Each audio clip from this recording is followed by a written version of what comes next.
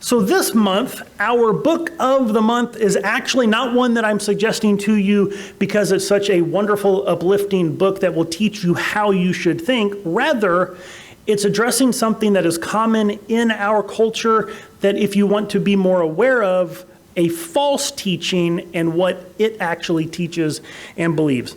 Right now, one of the things in our society that is has its influence all over the place is an ideology called critical race theory. You may have heard that name tossed about in the news or in different places and whatever. And there's a lot of argument over what exactly it is. And, well, is it just a legal theory that's just some abstract thing that people in college talk about? Is it a social movement? Is it some kind of, what is it?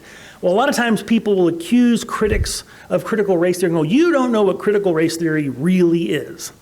Well, unfortunately, I've actually done a lot of the reading on that, and there are some really egghead type, big brain people who have written about it that you could read and get lost in, or a really good primer that just kind of helps lay out, here is what this whole critical race theory is about, written by advocates of critical race theory and held up by critics and opponents and proponents alike as being kind of a go-to good introductory explanation of critical race theory, is called Critical Race Theory, an Introduction by Richard Delgado and John Stefancic.